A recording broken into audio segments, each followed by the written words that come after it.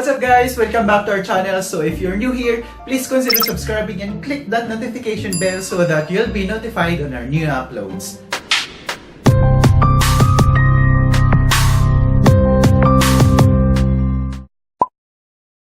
Just recently, I joined a tour to Batangas and one of the destination was in Taal Church or Taal Basilica in Batangas. It is 109 kilometers away from Metro Manila and a little more than 2 hours of travel time. The Taal Basilica, or canonically known as the Minor Basilica of Saint Martin of Tours in Taal, Batangas in the Philippines, is within the Archdiocese of Lipa and is considered to be the largest church in the Philippines and in Asia, standing at 200 feet long and 157 wide.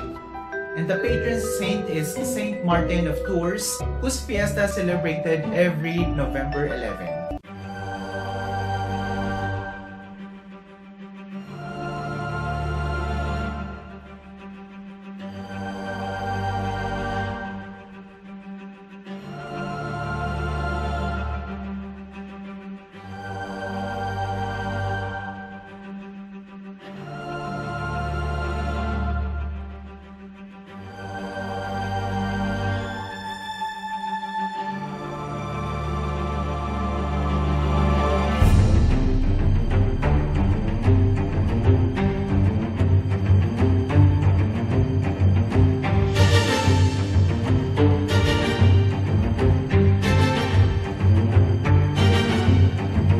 Also, the surrounding of Taal Church are some historical houses that adds up to the Hispanic ambience of the town proper of Taal, Batangas.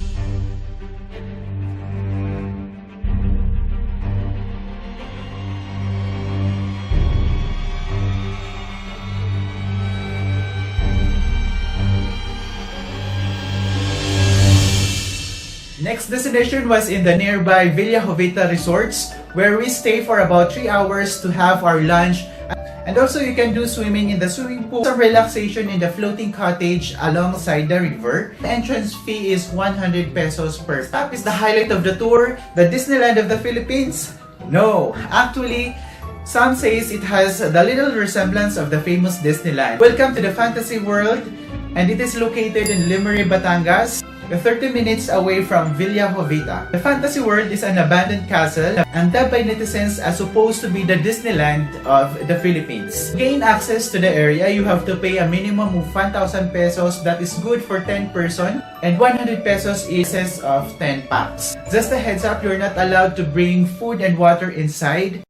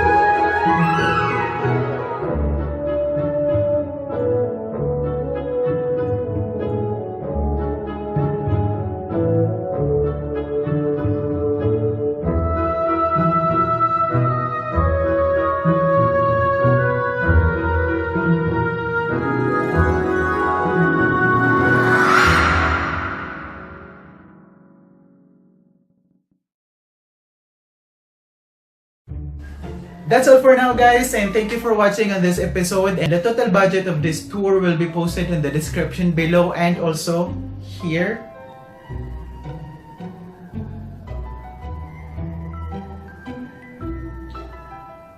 So if you enjoyed this travel guide, give it a thumbs up, share, and subscribe on my channel for more travel tips, budget, and activities.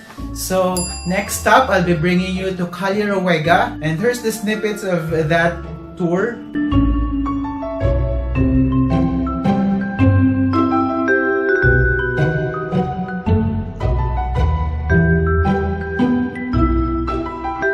Thank you for watching. See you on our next travel vlog. Bye!